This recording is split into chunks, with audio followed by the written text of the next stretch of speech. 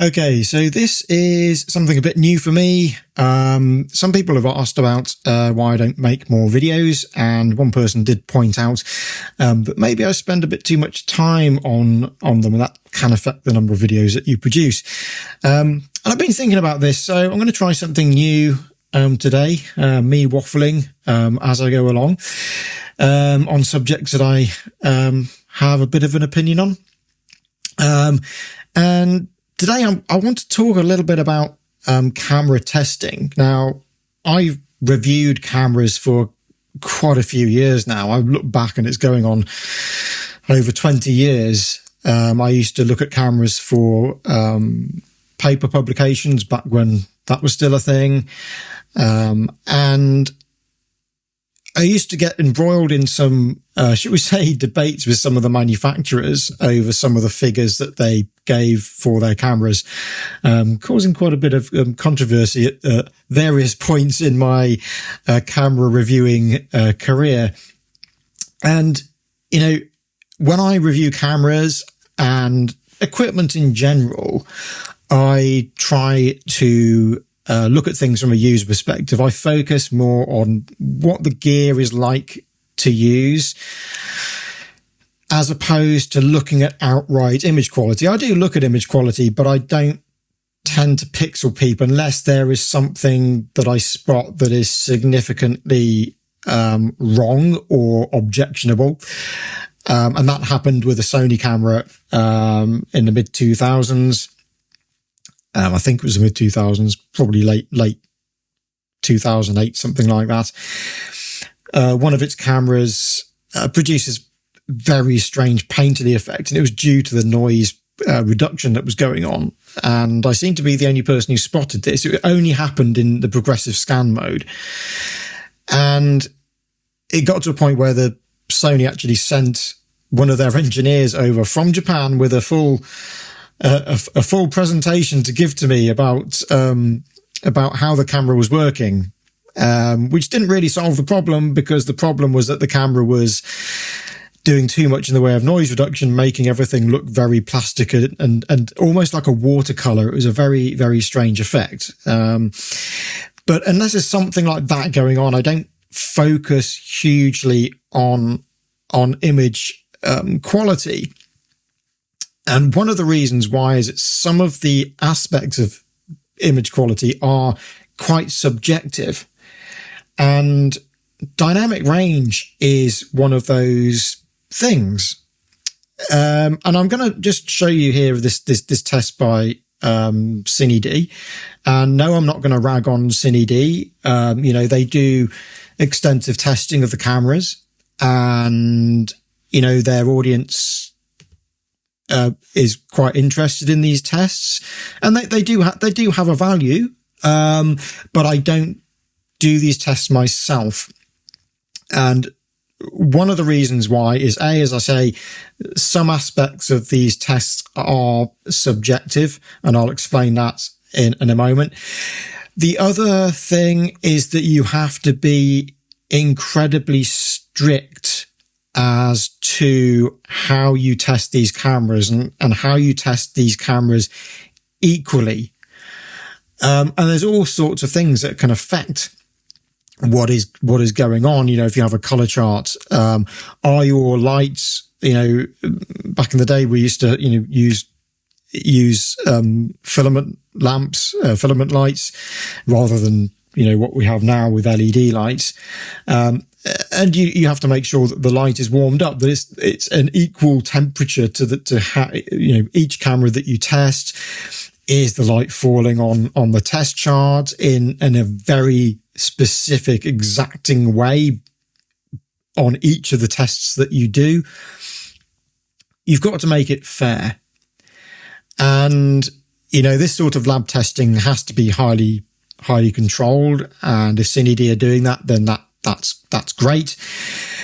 But still, there is still some subjectivity. You know, dynamic range, you know, the full dynamic range that a camera produces is one thing, you know, showing it on a chart. And we can see here that the CineD have been testing the S1 Mark II from Panasonic. And you can see as we go down into the shadows, you can see the noise increasing as we go down. Now, how much of this dynamic range you are willing to accept. Now we can see the noise floor here, and that's fine. That is the noise floor. That is, it reaches a point where, you can say that is the limit of the dynamic range on a chart. But we can see here where it's got 13 stops, still fairly noisy. Now, as a camera user, or maybe you're a DP of some sort, are you going to accept that noise?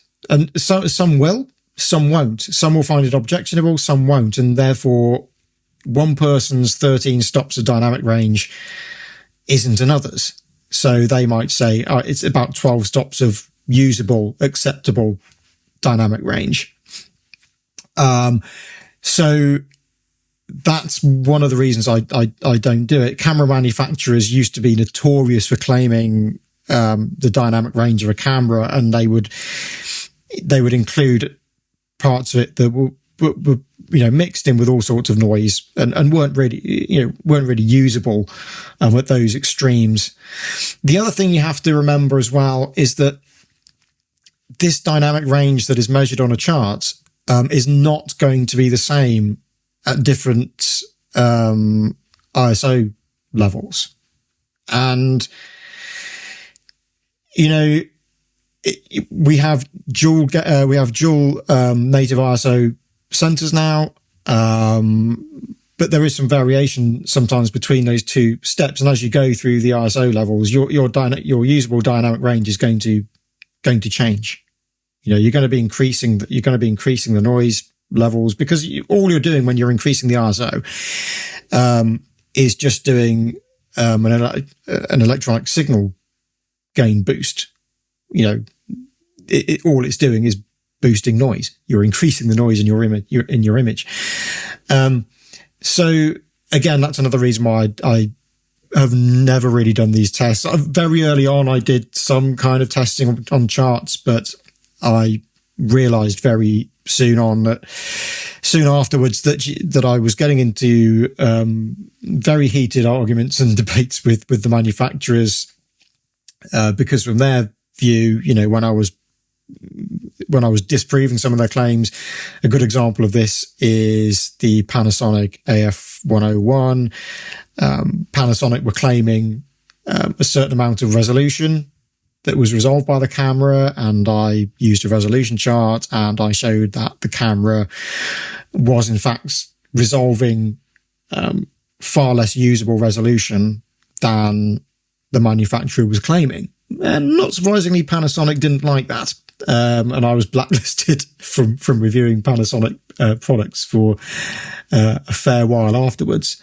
But again, resolution can be subjective, because there is the limits of resolution that you see on a chart, and there's what you're willing to accept as the usable resolution. So again, there is a degree of subjectivity to this kind of testing. So this is why you don't see me doing these sorts of tests. But as I say, I'm not criticizing CineD at all, because, they are very thorough in what they do, and they do go through the different ISO levels and whatnot.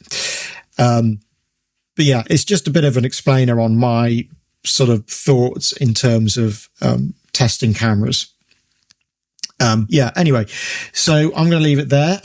If you are interested in me doing more of these sorts of videos, I'm thinking about commenting on new camera announcements, new product announcements as well, maybe some technology news that I've seen. It's quite interesting in this kind of format. It's not highly polished. It's not cinematic. But if you're interested in hearing or seeing more of these sorts of videos that are quite raw, then let me know in the comments. And if you like it and you haven't subscribed, then please do subscribe. And I'll leave it there. See you in the next video.